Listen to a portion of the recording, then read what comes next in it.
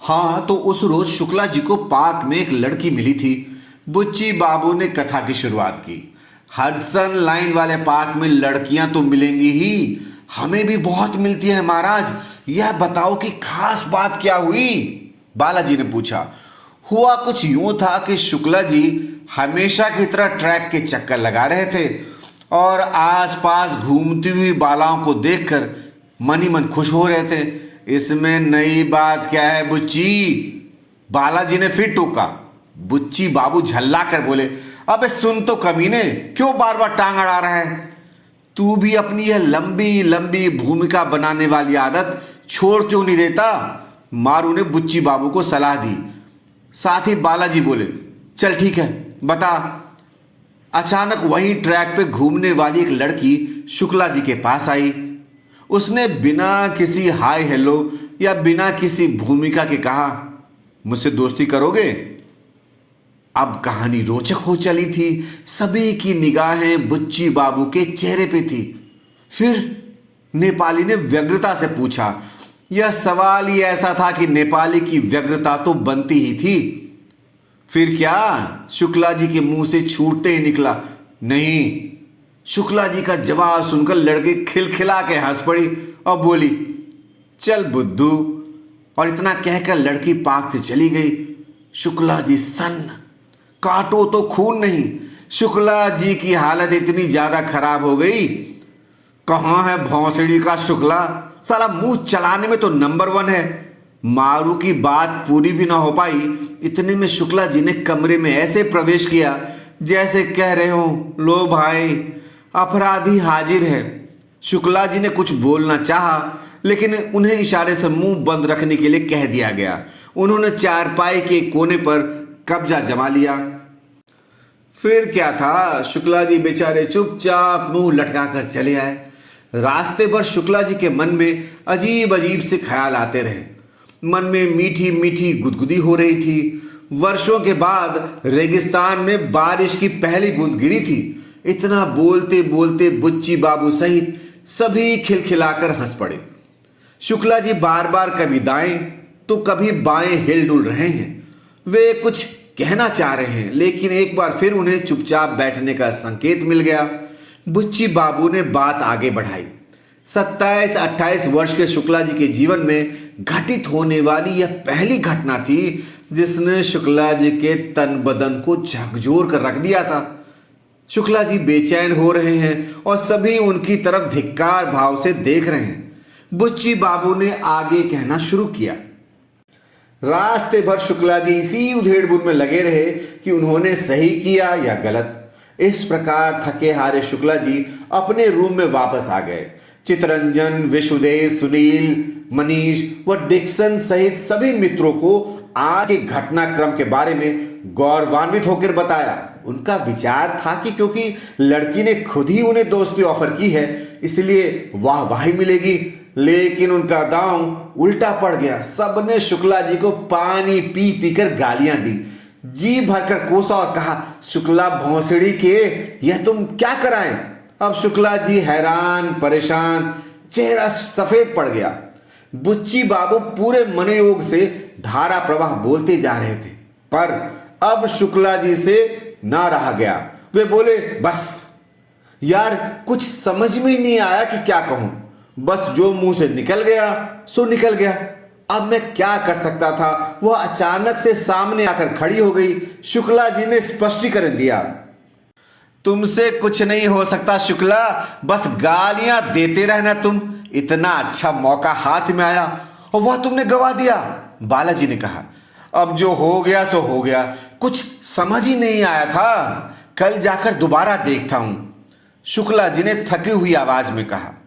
शुक्ला जी की रात कैसी कटी कोई नहीं जानता। बेचारे शुक्ला जी अगले दिन शाम के 5 बजने का इंतजार करते रहे। बेसब्री इतनी कि पूछो ही मत।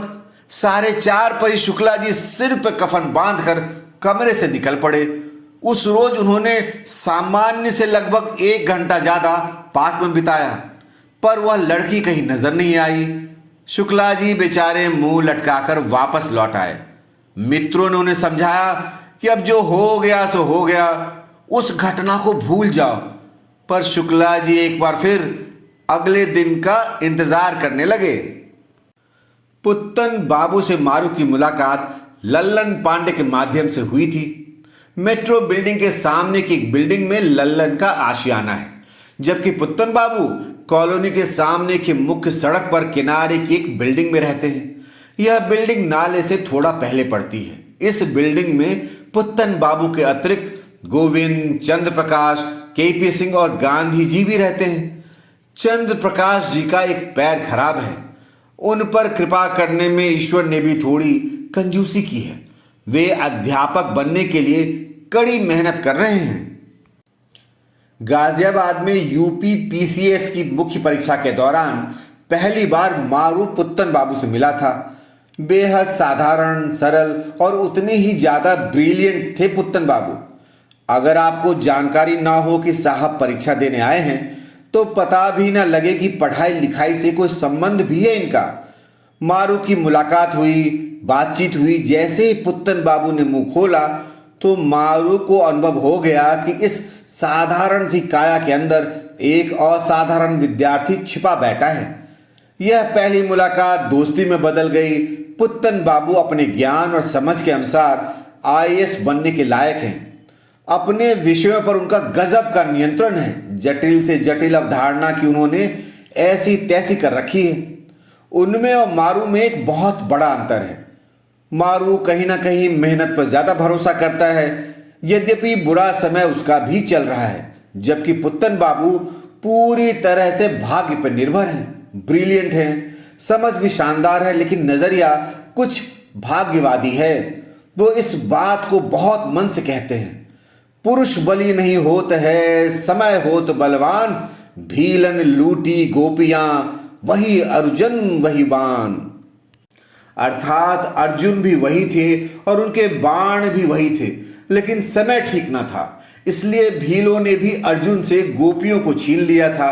अर्थात पुत्तन बाबू खूब पढ़ते हैं, मेहनत करते हैं, लेकिन भाग्य पर पूरा भरोसा करते हैं। जो चीज आपके भाग्य में नहीं है उसे आप छीन कर भी हासिल नहीं कर सकते। यही उनके जीवन का सिद्धांत है। अगर राह में अचानक बिल्ली रास्ता काट जाए तो मजाल क्या कि पुत्तन बाबू कदम आगे बढ़ा दे। यद्यपि भाग्यवादी या कर्मवादी कोई ऐसे ही नहीं होता, पुत्तन बाबू भी अपवाद नहीं है। पुणे से बीटेक की पढ़ाई की है। एमटेक में कोई बड़ा अवसर उनसे मात्र इसलिए छूट गया था क्योंकि आंखों में कलर ब्लाइंडनेस निकल आई थी। ऐसी ही कई खट्टी मीठी घटनाओं से टकराते टकराते भाग्य ने उन्हें क्रिश्चियन कॉलोनी में ला पटका। एक तो वे पहले से काफी शांत प्रवृत्ति के थे और आजकल तो और भी ज्यादा गंभीर हो चुके हैं। वे अपनी किस्मत को कोसते हैं, दिमाग से बहुत तेज हैं और जी तोड़ परिश्रम करते हैं। वैसे तो उनका व्यक्तित्व इतना गंभीर है कि सामने वाला भी उन्हें देखकर गंभीर हो जाए, लेकिन मारू से उनकी मित्रता के शुरुआती दिनों में ही उन्होंने एक बेहद मजेदार घटना सुनाई थी। हुआ कुछ यूं था कि उनके गांव में एक आदमी था, नयलाल। नाम नयलाल था, लेकिन कोई भी आदमी उनको नया मानने को तैयार नहीं था। लिहाजा लोगों ने उन्हें पुराने लाल कहना शुरू कर दिया। बाद में स्थायी रूप से उनका नाम पुराने लाल ही पड़ गया। पुराने लाल के साथ कोई एक संयोग नहीं था, संयोग और भी थे।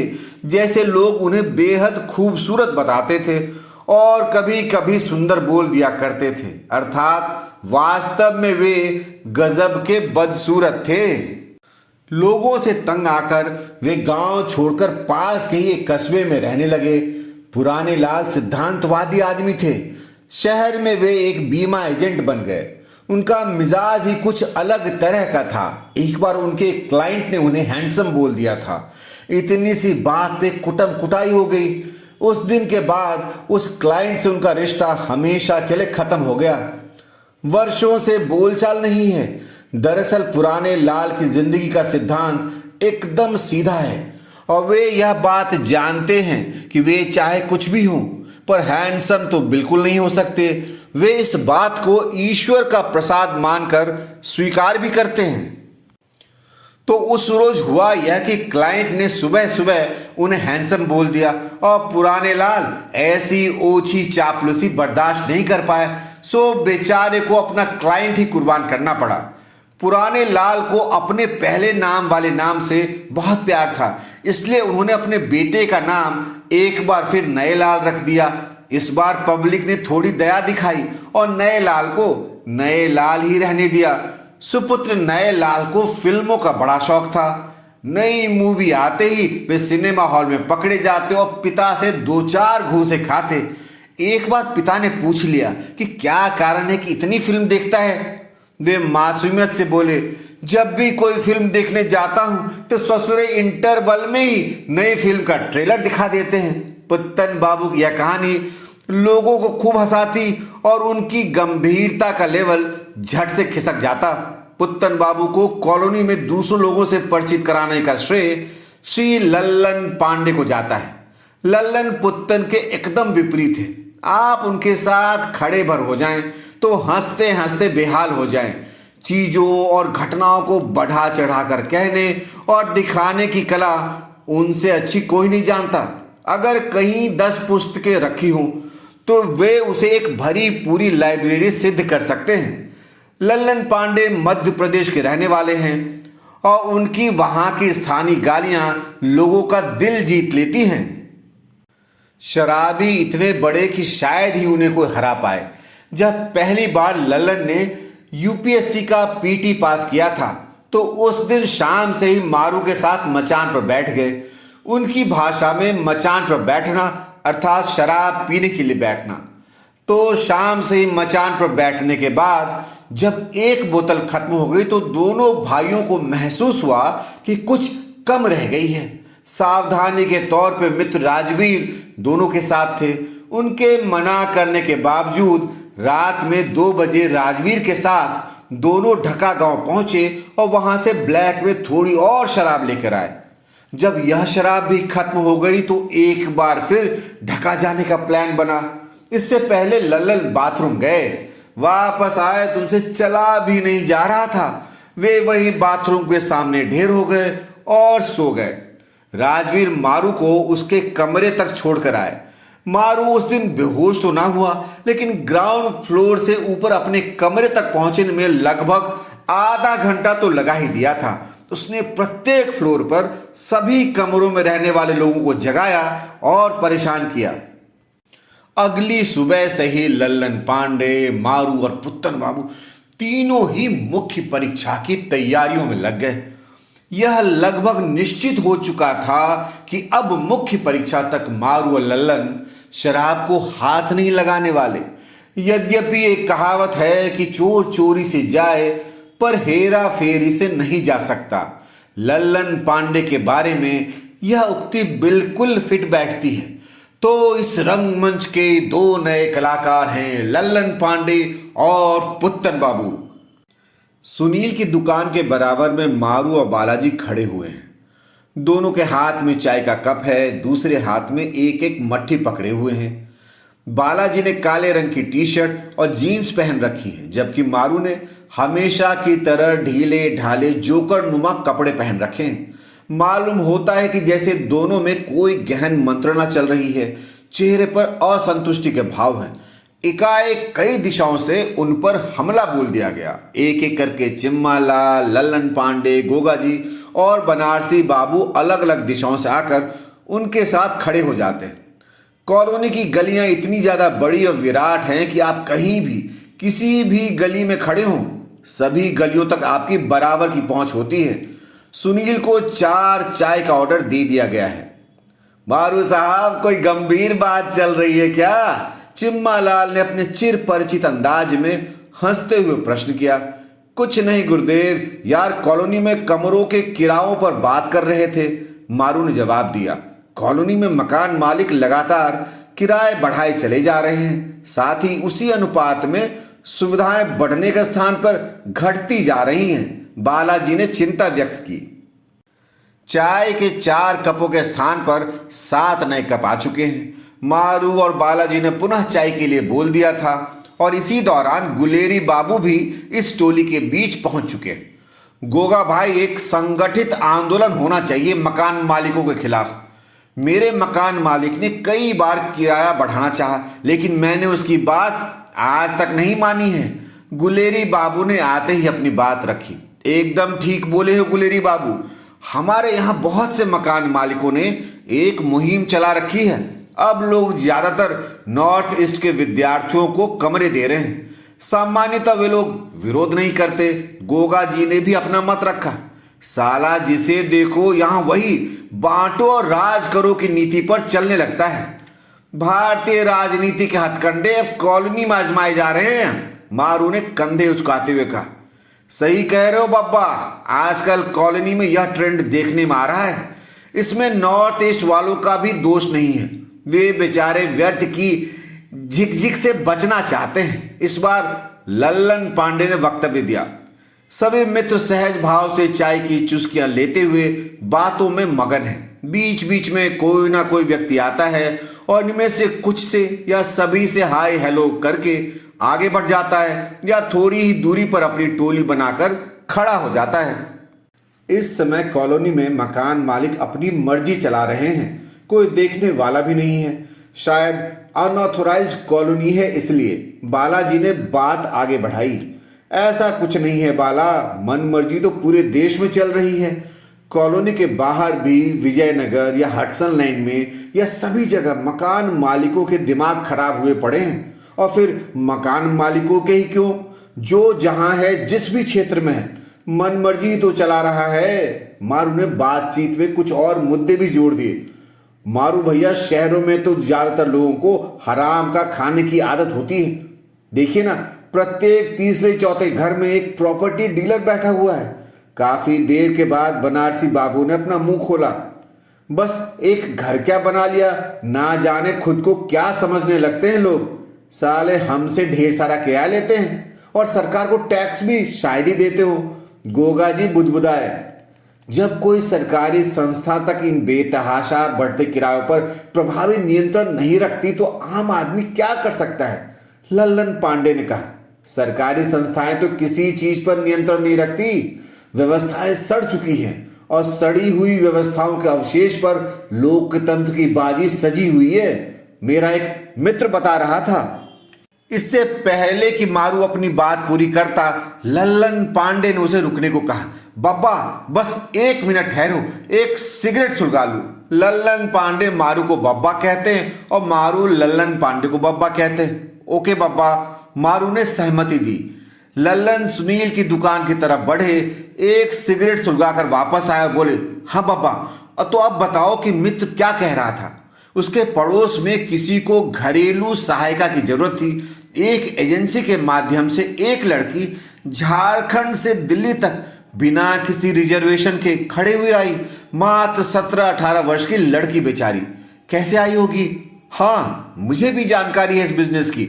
दिल्ली में तमाम दलाल एजेंसियां खोल कर बैठे हुए हैं। घरेलू सहायिकाओं के रूप में छोटी छोटी लड़कियां उपलब्ध करवाते हैं। मोटी रकम ऐंठते हैं और जिसका ज्यादातर हिस्सा खुद ही रख लेते हैं। गुलेरी बाबू ने बात आगे बढ़ाई। और कोई भी सांसद, विधायक या प्रशासक यह सब देखने वाला नहीं है, जबकि किसी को जानकारी ना हो, यह तो हो ही नहीं सकता। गोगा जी ने अपनी बात कही। बातचीत थोड़ी गंभीर दिशा में मुड़ चुकी थी। सभी मित्र परेशान नजर आने लगे। सभी के चेहरों पर हवाइयां उड़ रही हैं। इस स्थिति को अंततः चिम्मा लाल ने तोड़ा। वे बोले, अरे छोड़ो यार गोगा भाई, क्या सांसदों और विधायकों के पीछे पड़े हुए हो? देश में तो हजारों समस्याएं हैं। फिलहाल मुद्दा यह है कि हमारे हरामखोर मकान मालिकों की हिम्मत तो देखो। यदि जनवरी में कोई लड़का जो अपने कमरे के 2000 रुपये दे रहा है कमरा खाली कर देता है, तो महज 4-5 दिनों बाद वही कमरा 3000 या 3500 में किराए पर दे दिया जाता है। ऐसा तो ना किसी नौकरी में होता है, ना बिजनेस में। डिमांड ज्यादा होने की वजह से हमारी मजबूरी का फायदा उठाया जाता है। इन हरामजादों को कोई सबक सिखाने वाला चाहिए। यद्यपि कुछ मकान मालिक अच्छे भी हैं, पर ज्यादातर ऐसे ही हैं, गुलेरी बाबू ने कहा। अब बनारसी बाबू ने मुंह खोला। परंपरा के अनुसार ही बनारसी बाबू ने अपने मामा से जुड़ी घटना कही। नोएडा में मेरे मामा रहते हैं, पूरा फ्लैट है और किराया भी ज़्यादा नहीं है, जबकि मेरे छोटे से कमरे के लिए मेरा मकान मालिक मुझ पर किराया बढ़ाने का दबाव डाल रहा है। बनारसी, किराया बिल्कुल मत बढ़ाना, देखते हैं साला क्या कर लेगा। हाँ मारू भैया, मैं तो नहीं बढ़ाऊंगा। चलो भाइयों, अब चलते हैं, कुछ पढ़ाई लिखाई भी कर ली जाए, मारू ने कहा। धीरे धीरे सभी लोग अपने अपने दड़बों में वापस जाने लगे। चाय के कप ठिकाने लगा दिए गए हैं। समस्याओं पे चर्चा, कोई नई बात नहीं है यहाँ, लेकिन प्रायः किसी भी समस्या का हल नहीं मिलता। कॉलोनी भी हिंदुस्तान हो चली है, जो समारोह करता है, बैठ के करता है, सेमिनार करता है, बड़ी बड़ी चर्चाएं करता है, यहाँ तक कि आयोग बिठाता है, लेकिन जो काम हिंदुस्तान नहीं करता वो है किसी भी समस्या का हल। दिल्ली विश्वविद्यालय में प्रतिवर्ष नए विद्यार्थी पढ़ने के लिए आते हैं। इन विद्यार्थियों में बहुत बड़ी संख्या सुंदर सुंदर लड़कियों की होती है, जो देश के विभिन्न राज्यों से यहाँ पढ़ने के लिए आती हैं। बालाजी के लिए यह घटना किसी उत्सव से कम नहीं है। उनके लिए नए एडमिशन होली या दिवाली जैसे त्योहारों का रोमांच लाते हैं। खुद उनके शब्दों में, नया लौट आया है। मुख्यतः मारू और अन्य सभी मित्र भी उन्हें चिढ़ाने के लिए कहते, बाला नया लौट आया है, चलो निकाल लो अपनी जंग लगी तलवार, जंग साफ करके शिकार के लिए निकल जाओ। और बालाजी ज़्यादातर हंस पड़ते तो कभी कभी नाराज भी हो जाते। यद्यपि बेहद सात्विक पुरुष हैं बालाजी, बेचारे कुछ करते नहीं हैं। किसी का कोई नुकसान करना या किसी को बेवजह परेशान करना उनकी मंशा कभी नहीं होती। बस सुंदर कन्या देखने को मिल जाए, और हाँ, अगर कभी उससे बात करने को मिल जाए तो भगवान को प्रसाद ही चढ़ा डालें। इसलिए अध्ययन करने के बाद खाली समय में टहलने निकल जाते हैं और लड़कियों को देखकर ढेर सारी ऊर्जा लेकर वापस आ जाते हैं। बनारसी बाबू बताते हैं कि जब तक बाला भैया किसी ठीक ठाक लड़की को ना देख ले, तब तक उनका खाना नहीं पचता। इतना ही नहीं, बालाजी को प्रतिदिन का कोटा पूरा करना होता है। दिल्ली विश्वविद्यालय जब बंद हो तो वे पैदल ही Kamla Nagar, Vijaynagar, Hudson line, DU metro और यहाँ तक कि मुखर्जी नगर तक निकल जाते हैं। एक बार वे बनारसी बाबू और अपने मित्र प्रदीप राणा को देर तक घुमाते रहे। उस रोज दिल्ली विश्वविद्यालय में छुट्टी थी, इसलिए लड़कियां दिख ही नहीं रही थी। लिहाजा उन्होंने बहला फुसलाकर बनारसी और राणा सर को खूब पैदल दौड़ाया। जब कभी राणा सर विरोध करते और रिक्शा या कुछ भी हायर करने को कहते तो वे हड़काते, यार कैसे जाट हो, फर्जी जाट हो क्या। इस प्रकार बातों में लगाकर उन्होंने अपना कोटा उस रोज भी पूरा कर लिया था। मारू और बालाजी में अक्सर नोकझोंक चलती रहती है। दोनों का संबंध भारत पाकिस्तान वाला भी है और राम रहीम वाला भी, अर्थात टकरार भी है और प्यार भी। दोनों एक ही शहर से हैं, लिहाजा युद्ध कौशल भी बराबर बराबर मिला है। तो हुआ कुछ यूं था कि बालाजी अच्छे क्रिकेट खेलते थे।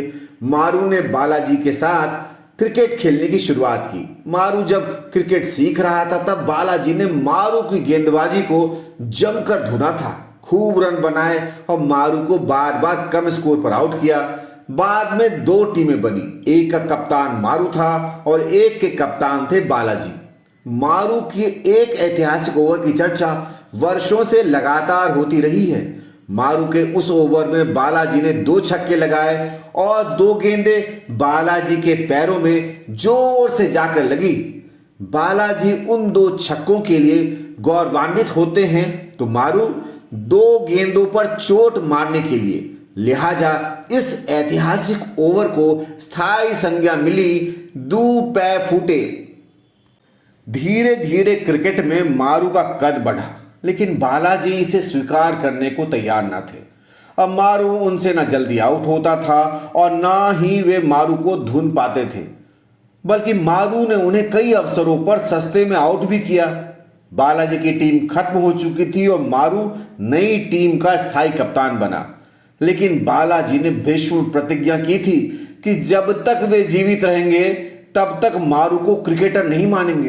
दूसरी तरफ मारू का भी यही हाल था कि चाहे पूरी दुनिया कहे कि बालाजी मारू से बेहतर क्रिकेटर है, लेकिन वे इसे स्वीकार नहीं करेंगे। भगवान ने मारू की सुन भी ली।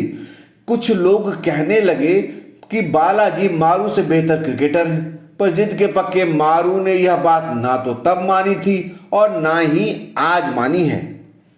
बस यहीं से दोनों के बीच सनातन युद्ध चला आ रहा है।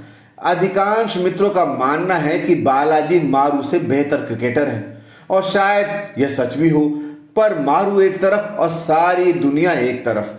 परिणाम यह हुआ कि निरंतर चलने वाली इन बहसों को पहले सभी मित्रों ने झेला, कॉलोनी के सभी बकचोदी के अड्डों ने झेला, फिर arts faculty, DU ground, faculty of law, Mukherjee Nagar, Vijaynagar और डिपार्टमेंट ऑफ एस्ट्रोफिजिक्स के भी कान पक गए।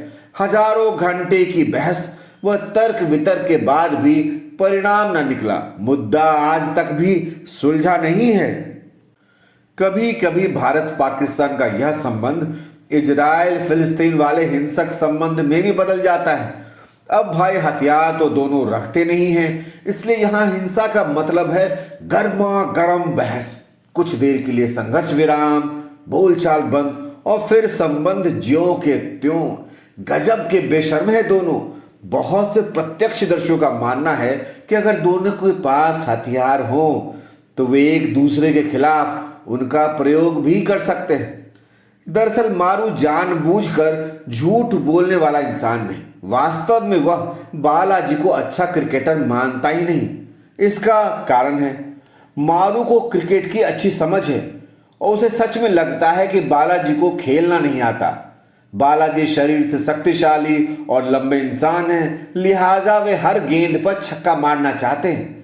उनका एक ही काम है कि हर गेंद पर मुंह उठाकर आगे बढ़ जाना और बैट चला देना। गेंद बल्ले पर आ गई तो छक्का, वरना चुपचाप वापस पीछे आ जाना। ऐसी ही एक घटना हुई थी। दिल्ली यूनिवर्सिटी ग्राउंड में मैच चल रहा था। मारू ने कुमार गंजेश को कहा कि वह बालाजी को ऑफ स्टंप पर ऐसी गेंद फेंके कि गेंद बैट पर ना आए। आदत के अनुसार वे मुंह उठाकर आगे बढ़ेंगे। उसने बबलू को पहले ही बोल दिया था कि बालाजी इस गेंद पर आगे बढ़ने वाले हैं, स्टंपिंग कर देनी है। यही हुआ। अभी बेचारे बालाजी आउट हो गए। मारू बताता है कि यह सच है कि शायद बालाजी ने उससे ज्यादा रन बनाए हों, लेकिन वह उनको केवल अपनी रणनीति से ही आउट करवाने की क्षमता रखता है। इसलिए इन दोनों की बहस और बातें हमेशा चलती रहती हैं, जिससे कई बार अन्य मित्र भी परेशान हो जाते हैं। ऐसी नौबत कम ही आती है कि दोनों मित्र फोन पर बातें करें, पर जब कभी ऐसा होता है तो इन दोनों की बातचीत प्रायः एक ही तरह से घटित होती है।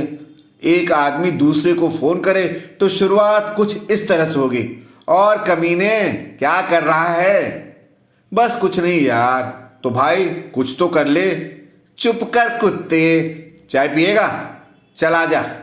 बातचीत का क्रम आगे बढ़ने पर 4-5 बार ऐसे अवसर आते हैं कि दोनों मित्र दिल खोल कर हंसते हैं। ऐसी बेहतरीन हंसी जो बड़ी सी बड़ी लाफ्टर थेरेपी या संसार के सबसे अच्छे चुटकुलों से भी नहीं मिल सकती। इनकी बातचीत कुछ इस तरह से समाप्त होती है। धक धक धुत धुत, सारे कुत्ता ले ले ले, चियो चियो चियो, भक भौंसड़ी के भक।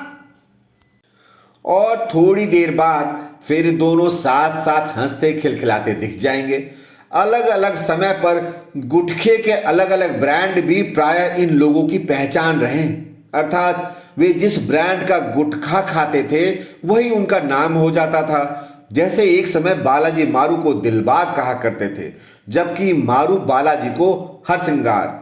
वैसे तो उत्तर प्रदेश और बिहार में गुटखा खाना किसी उत्सव से कम नहीं। प्रायः सभी लोग इस उत्सव के माहिर खिलाड़ी होते हैं, लेकिन मारू को जीवन में पहली बार पता लगा कि यह एक कला भी हो सकती है। दरअसल विश्वदेव की बिल्डिंग A12A के सुनील ने उसे बताया, मारू पहले 1 मिनट में गुटखे का कोई मजा नहीं आता। उसे पहले 60 सेकंड तक मुंह में अच्छे से घुलाया जाता है, तब कहीं जाकर आगे परमानंद की प्राप्ति होती है। एक और मजेदार बात यह थी कि सुनील जी का जन्म वैलेंटाइन डे वाले दिन हुआ था, इसलिए वे मानते थे कि उनकी एक गर्लफ्रेंड होनी चाहिए, जबकि बेचारे बिल्कुल अकेले थे। वे खुद कभी गर्लफ्रेंड बनाने की कोशिश नहीं करते, फिर भी भगवान से उनकी गंभीर शिकायत रहती थी। यहां तक कि उन्हें कभी ट्रेन में, बस में, सिनेमा हॉल में, रेस्टोरेंट या किसी सार्वजनिक स्थल पर किसी सुंदर लड़की के पास बैठने का मौका भी नहीं मिल पाता था। वे दुखी होकर कहते कि जो साला किसी के भी साथ आराम से हो जाता है, मेरे साथ वह भी नहीं होता। एक बार वे दिल्ली से इलाहाबाद जा रहे थे। ट्रेन के डब्बे में उस दिन 3 सुंदर लड़कियां आकर उनके सामने बैठ गई। उन्होंने ईश्वर को कोटि कोटि धन्यवाद देते हुए कहा कि हे भगवान, आज जीवन में पहली बार तुमने मुझे यह खुशी प्रदान की है। अब मेरा इलाहाबाद तक का सफर आराम से गुजर जाएगा। कुछ देर के बाद उस डिब्बे से सभी लोग उतरने लगे। वे हैरानी से देखते रहे, लेकिन अपनी जगह घिर जाने के डर से बैठे रहे। उन्हें भरोसा था कि लड़कियां वापस आकर यहीं बैठेंगी, पर जब डब्बा काफी खाली हो चुका था तो उन्होंने किसी से पूछ ही लिया कि क्या हुआ है। हाय रे दुर्भाग्य, उन्हें पता लगा कि इस डिब्बे में एक सांप निकल आया है, इसलिए अब यह डब्बा इलाहाबाद नहीं जाएगा। ट्रेन छूटने वाली थी। वे तेजी से उतरे और आगे वाले डिब्बे में बैठ गए। तीनों लड़कियां किसी अन्य डिब्बे में जा चुकी थी। उनका सफर कुछ बूढ़े लोगों के साथ कटा। वे ये घटना दुखी होकर बताते और कहते कि साला, अगर मैं हलवाई के पास मिठाई लेने जाऊं तो उस रोज जलेबी, रसमलाई, इमरती न मिलकर मुझे केवल रसगुल्ला ही मिलता है। इसलिए भगवान से उनका 36 का आंकड़ा है और वे हमेशा गुस्से में रहते हैं। इसका प्रभाव यह है कि गुटखे को मुंह में घुलाकर और उसका पूरा अस्तित्व खत्म करने के बाद सुनील महोदय जब इसी गुस्से में उसे चबाते हैं, तब कहीं जाकर वे गुटखे का ढंग से उपभोग कर परमानंद को प्राप्त होते हैं। तो इस प्रकार तमाम तरह के मजेदार और अनुभवी लोग कॉलोनी की शान में 4 चांद लगा देते हैं। इसी पृष्ठभूमि में बालाजी मारू को दुनिया का सबसे बड़ा बेवकूफ मानते हैं और मारू जानता है कि बालाजी देहाती हैं और इस मामले में मारू के पास जन समर्थन ज्यादा है। बालाजी सिर्री शब्द को बेवकूफ के समानांतर प्रयोग करते हैं। सिर्री उनके लिए बेवकूफ के समानांतर एक ऐसा शब्द है जिसे मारू पर फिट करके उन्हें आत्मिक सुकून मिलता है। कालांतर में खुद के अलावा सभी को सिर्री समझने लगे थे, जबकि सच क्या है? मारू के शब्दों में, देहाती हैं बालाजी। कॉलोनी के अधिकांश मित्र व अन्य लोग उन्हें असली सिर्री मानते हैं, जबकि बालाजी खुद को छोड़कर पूरी कॉलोनी को सिर्री मानते हैं। दरअसल बालाजी की हालत क्या है? जैसे जब कोई देहाती गांव से शहर में आता है और शहर की चकाचौंध में खो जाता है, ठीक यही हालत बालाजी की है। शहरी चकाचौंध में खुद को फिट सिद्ध करने के लिए बालाजी जो हास्यास्पद हरकतें करते हैं या जैसी भाषा का इस्तेमाल करते हैं, वही उनके लिए एक सच्ची आधुनिकता है। जैसे आजकल बालाजी सिगरेट को सिग्गी और मैकडोनल्ड को मैकडी कहने लगे और चीप शब्द का प्रयोग बार बार करते हैं। इसी को आधुनिकता मानकर वे खुद के सामने दूसरों को सिर्री समझते हैं। मारू उनका सबसे प्रिय सिर्री है। मारू चीप भी है। मारू को सिर्री सिद्ध करने के लिए वे एक पैर पर खड़े होकर वर्षों भगवान शंकर की तपस्या करने के लिए भी तैयार है। जबकि मारू की डिक्शनरी के अनुसार बालाजी में एक उत्कृष्ट सिर्री के तमाम गुण कूट कूट कर भरे हुए हैं। वे एक बार लखनऊ गए थे। यह वह समय था जबकि हिंदुस्तान की युवा पीढ़ी के लिए थम्स अप, पेप्सी और कोका कोला पीना स्टेटस सिंबल जैसा कुछ था। तब बालाजी लड़कियों को इंप्रेस करने के लिए क्या करते थे? वे सॉफ्ट ड्रिंक स्टाइल से पीते और खाली बोतल पर स्टाइलिश ढंग से लात मारकर उसे तोड़ते थे। उन्हें लगता था कि ऐसा करने से लड़की पट जाएगी, पर हाय दुर्भाग्य, अपने लखनऊ प्रवास के दौरान अपनी तमाम कुशलताओं के बाद भी वे सफल ना हो सके। यूं तो लखनऊ में कई पर्यटक स्थल हैं जिन्हें दुनिया भर से लोग देखने आते हैं, लेकिन बालाजी ने लखनऊ में खुद अपने एक नए पर्यटन स्थल की खोज की। वे लखनऊ के लॉरेटो कॉन्वेंट को किसी पर्यटन स्थल से कम नहीं समझते। यहाँ की लड़कियों को एक जमाने में उन्होंने परियों की संज्ञा दी थी, तो ऐसे उच्च कोटि के सिर्री हैं बालाजी।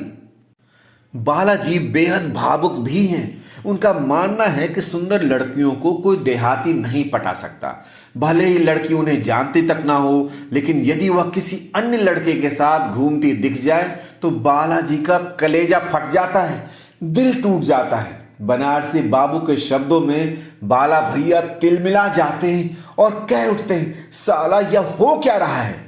प्राय सभी लड़कियों से वे एक तीव्र भावनात्मक रिश्ता महसूस करते हैं। वे उनके संरक्षक हैं, उनके प्रिय हैं, उनके एक तरफा कन्हैया भी हैं वे। इसलिए बेचारे बालाजी के कोमल हृदय को अक्सर चोट लगती रहती है। एक उदाहरण देखिए, बालाजी बनारसी बाबू के साथ काफी देर से घूम रहे थे। आर्ट्स फैकल्टी के SRCC के सामने वाले गेट पे उन्हें एक सुंदर कन्या दिखाई दे गई। बालाजी वहीं रुक गए, जबकि बनारसी बाबू काफी थक चुके थे और कॉलोनी वापस जाना चाहते थे। बाला भैया अब चलते हैं, बनारसी बाबू ने प्रार्थना की। ऐसी स्थिति में बनारसी बाबू बस प्रार्थना ही कर सकते थे, लेकिन बालाजी ने बनारसी बाबू का हाथ इस अंदाज में पकड़ लिया कि अगर बनारसी ने जानने की कोशिश की होती तो बालाजी उन्हें अपनी नाफरमानी के लिए सबक भी सिखा सकते थे। वे काफी ज्यादा जोर देकर गुर्राए, रुको। बालाजी अपनी विशिष्ट अंदाज में लड़की को देखने लगे।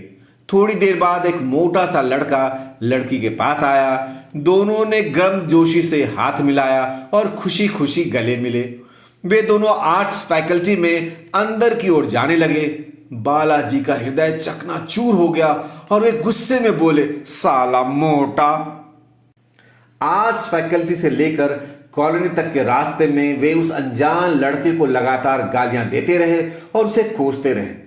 तब बनारसी बाबू ने कहा, बाला भैया, लड़कियां और मक्खियां हमेशा गंद पर ही बैठती हैं। तब कहीं जाकर उन्हें सुकून मिला और वे बोले, सही कह रहे हो बनारसी। उन्होंने इस वक्तव्य के लिए बनारसी की पीठ भी थपथपाई। एक अन्य उदाहरण देखिए, कॉलोनी में एक लड़का रहता था, रवि। एक बार खबर मिली कि रवि ने एक लड़की पटा ली है। बालाजी इस खबर को किसी भी कीमत पर मानने को तैयार न थे। वे रवि को सिर्री मानते थे, लिहाजा रवि द्वारा लड़की पटा लेना उनके सिद्धांतों के खिलाफ और दिल तोड़ देने वाला था। पर एक दिन पता लगा कि लड़की रवि के कमरे में भी आई है। बालाजी ने लड़की को ना तो कभी देखा था और ना ही उसे जानते थे, लेकिन उनका दुर्भाग्य यह रहा कि खबर की पुष्टि हो गई। अर्थात यह बात सच थी कि लड़की रवि के कमरे में आई थी। साथ ही में उन्हें चिढ़ाने के लिए किसी ने आके जोड़ दिया कि लड़की 4-5 घंटे तक रवि के साथ कमरे में रही और अंदर से अजीब अजीब सी आवाजें आती रही। तब से वे बहुत बौखलाए हुए थे। बालाजी से यह सहन ना हुआ। उस रोज बालाजी मारू को देर तक इधर उधर घुमाते रहे और रवि को जी भर कर कोसा, उसे गालियां दी और बार बार उनकी आत्मा कह उठती, साला चीप, साला चीप। इतना ही नहीं, बालाजी धुन के पक्के आदमी हैं।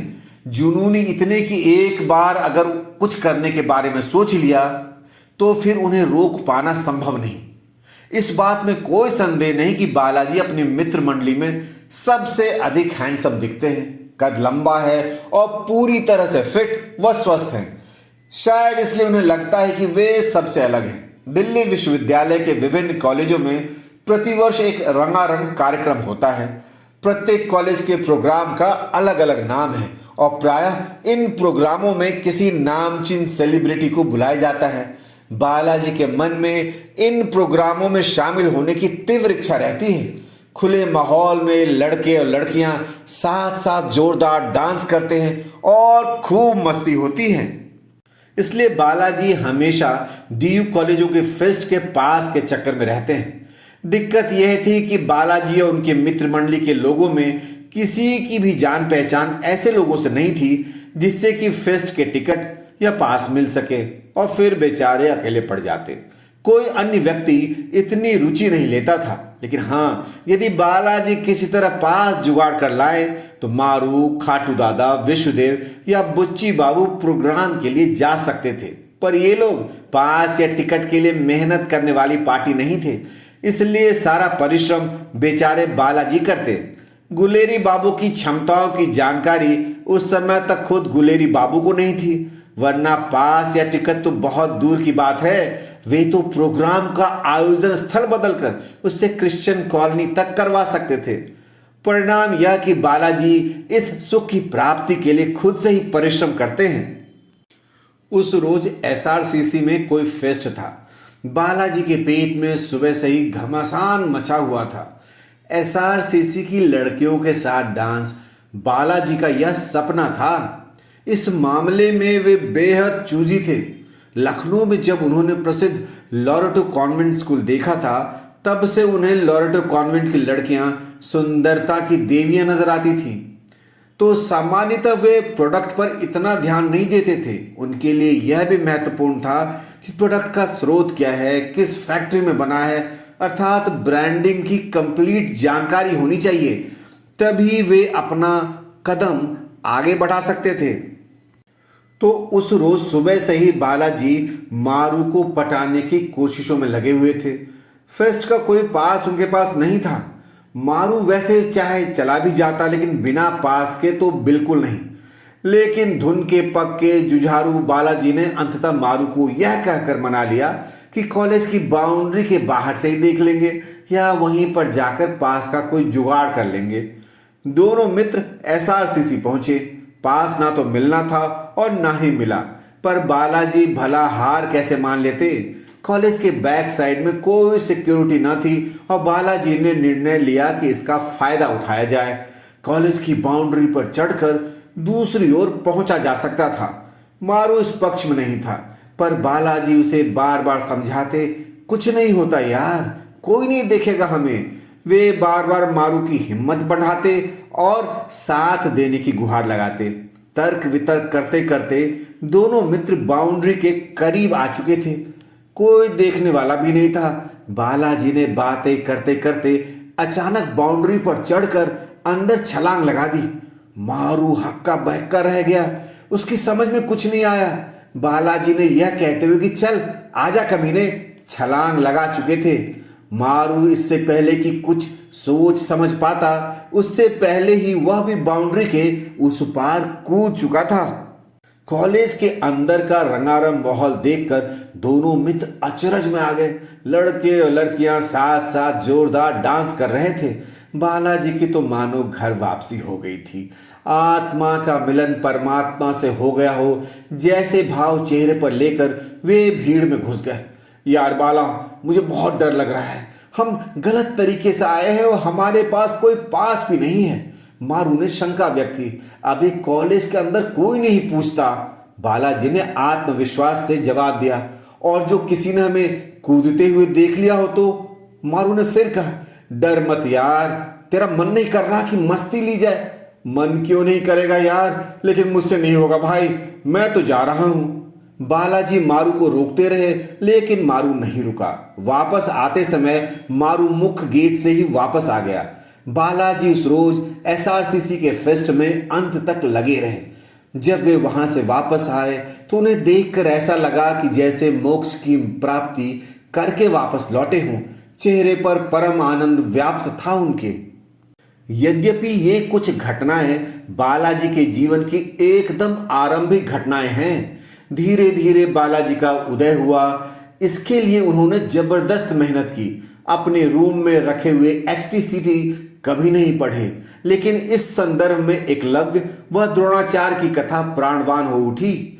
भले ही उन्होंने जमा किए हुए एक्सटीसीटी ना पढ़े हों, लेकिन फिर भी एकलव्य बनकर उनसे बहुत सीखा। और फिर रोज के समाचार पत्र के साथ बाला एक्सटीसीटी एक बार तो पढ़ते ही थे।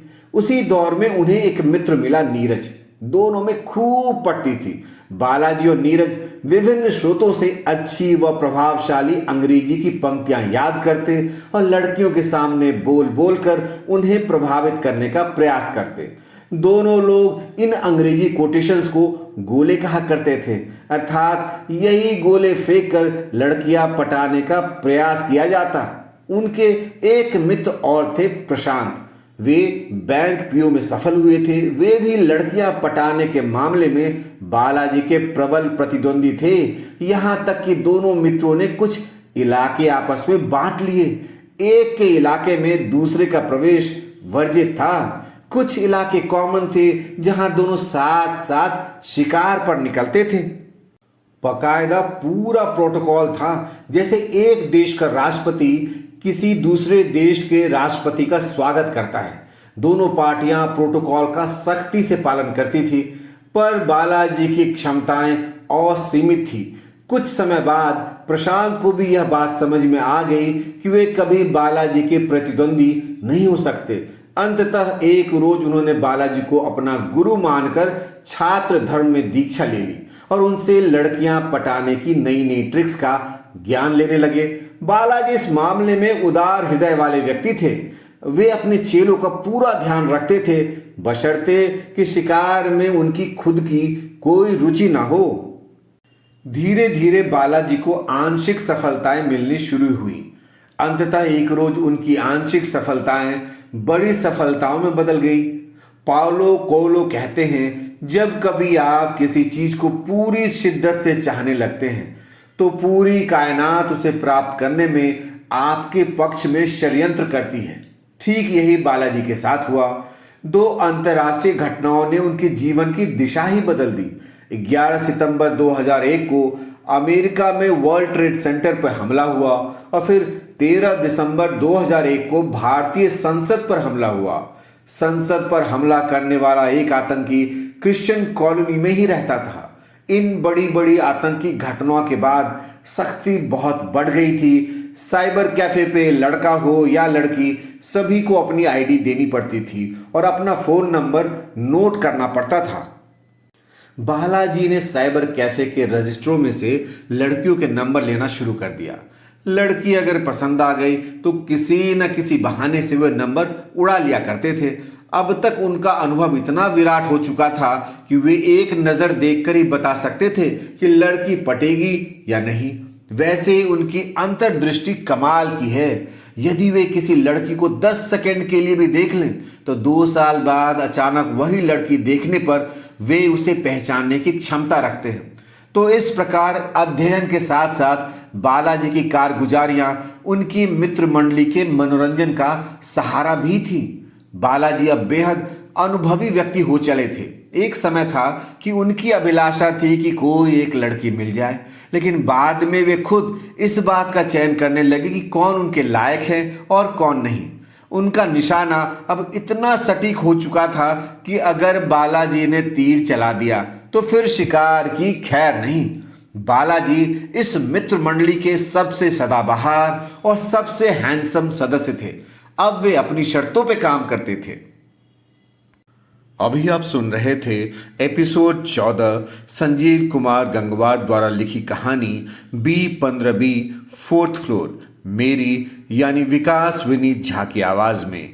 आगे की कहानी के लिए सुनते रहें बुक ऑडियो।